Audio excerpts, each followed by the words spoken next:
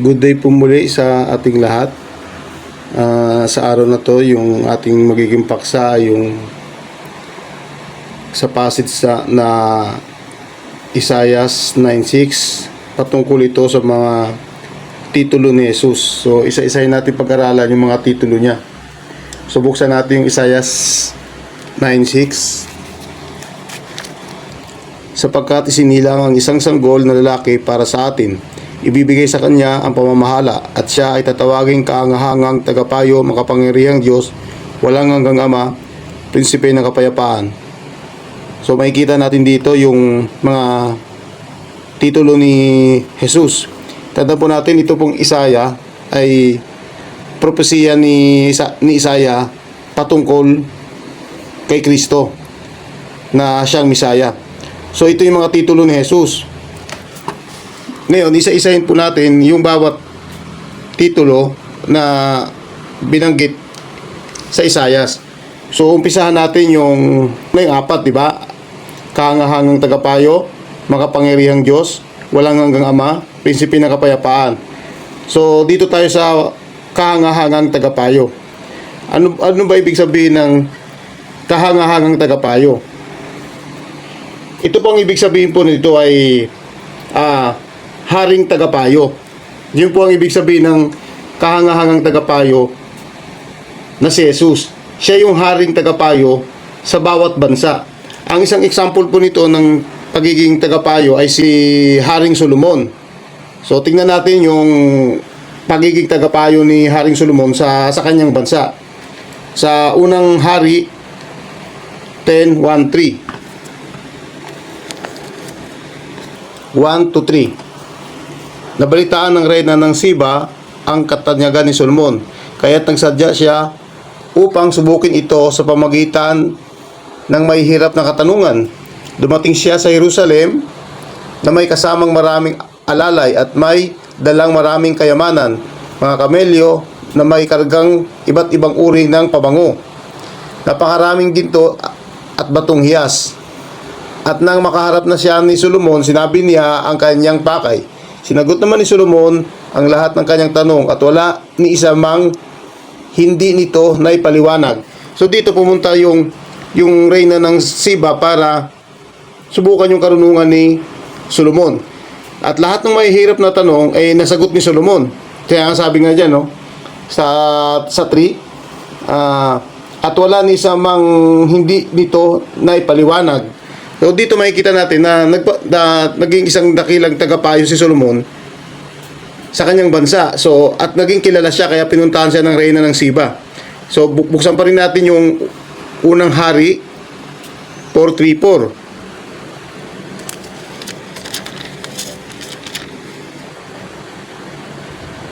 Dinayo siya ng mga hari sa buong daigdig upang makinig sa kanyang karunungan.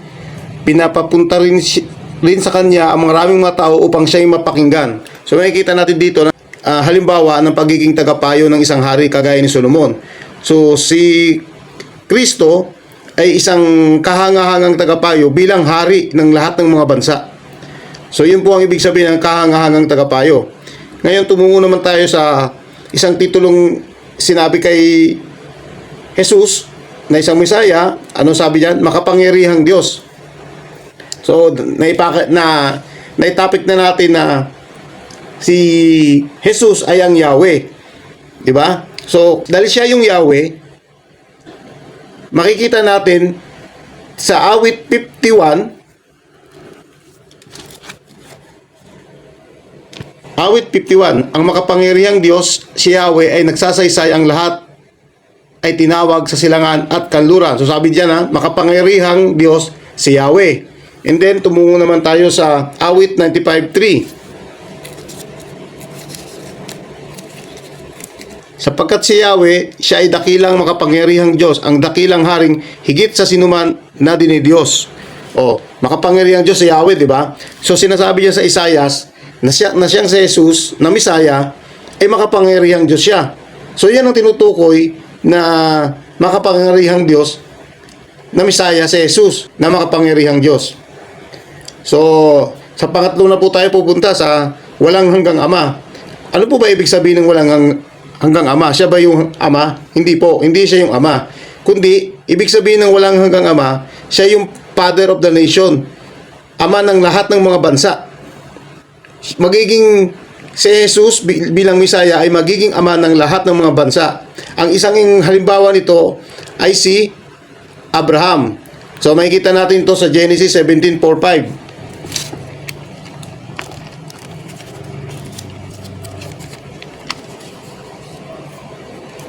Ito ang aking tipan sa iyo. Ikaw ay magiging ama ng maraming bansa. Hindi na Abraham ang itatawag sa iyo, kundi Abraham, sapagkat ngayon ginawa kitang ama ng maraming bansa. So nakita nakita niyo rito na si Abraham ay isang example na naging ama ng mga bansa. So si Jesus bilang Misaya, ang titulo niya ay walang hanggang ama. So ibig sabihin, magiging ama siya ng lahat ng mga bansa. Yun po ang ibig sabihin kung bakit tinawag siyang walang hanggang ama. Hindi sinasabing siya ay yung Diyos Ama, kundi siya ay magiging ama ng lahat ng mga bansa. Paanong si Abraham ay tinawag na ama ng mga bansa, siya naman ay magiging walang hanggang ama ng lahat ng mga bansa.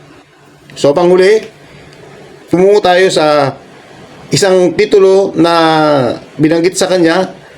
Ang sabi dito, Prinsipe ng Kapayapaan.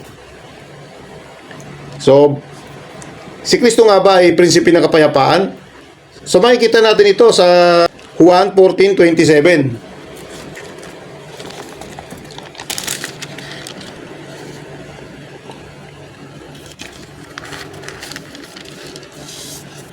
Kapayapaan ang iniiwan ko sa inyo. Ang aking kapayapaan na binibigay ko sa inyo. Hindi ito katulad ng kapayapaang ibinibigay ng mundo. Huwag mabagabag ang inyong kalooban at huwag kayong matakot. So, si Jesus ang nagsasabi nito. Ano sabi niya? Kapayapaan ang iniiwan ko sa inyo. So, kapayapaan nga ang hatid ni Jesus. So, basahin naman natin sa 1:16-33.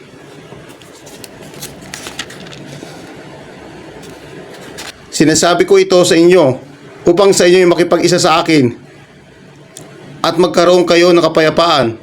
Magdaranas kayo ng kapighatian sa sanlibutan ito, ngunit tibayan ninyo ang inyong loob. Napagtagumpayan ko na ang sanlibutan. So, ang sabi dyan, magkakaroon kayo ng kapayapaan. So, kapayapaan yung ibinibigay ni Jesus sa atin. And then, lastly, pumunta tayo sa Efeso 2:14. Sapagkat si Kristo mismo ang nagbigay sa atin ng kapayapaan.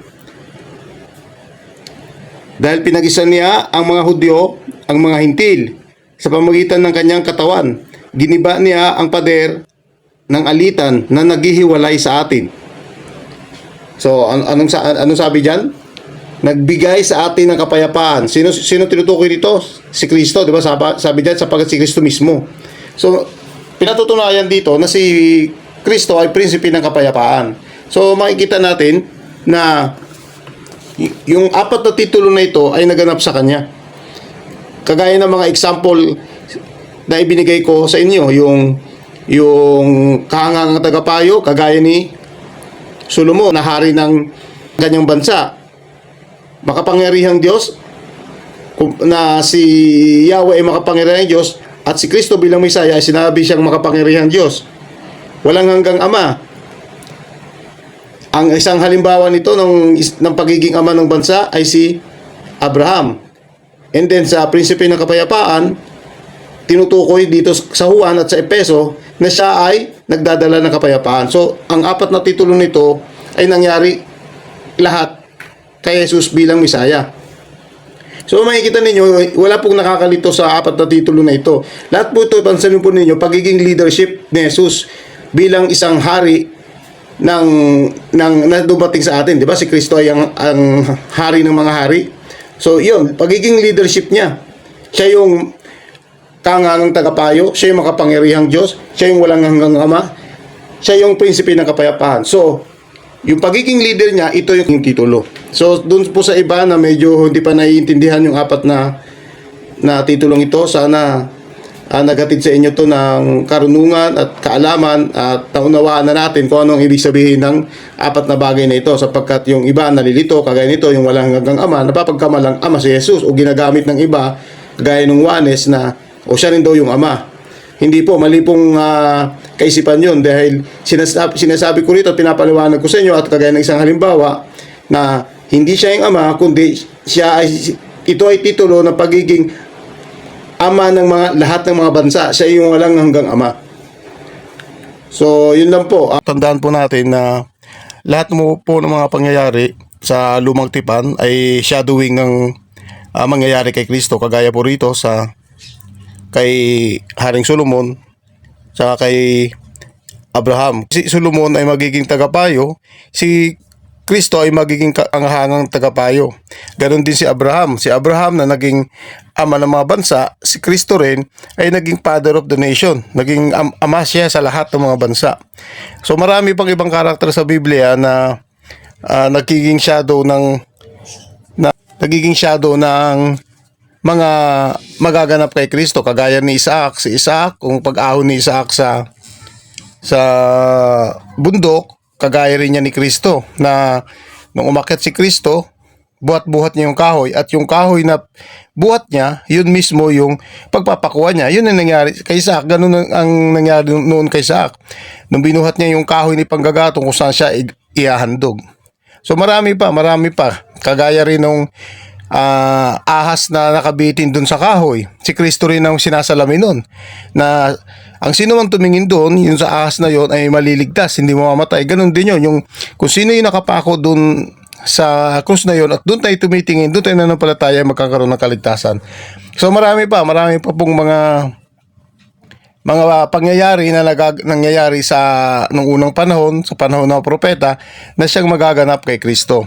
Dahil ang lumang tipan ay prophesize para sa bagong tipan na darating, na ito ang tinutukoy na to ay si Kristo. Sana naunawaan ninyo at naintindihan ninyo. At sana sa tuwing tayo mag-aaral ng salita ng Diyos, lagi nating iisipin na sa bawat pagbabasa natin, lagi nating tinitignan kung kanino ito sinulat, sino sumulat. Yun yung mga bagay na yun para mas madali nating maunawaan yung Biblia. So maraming salamat po. God bless po always sa ating lahat.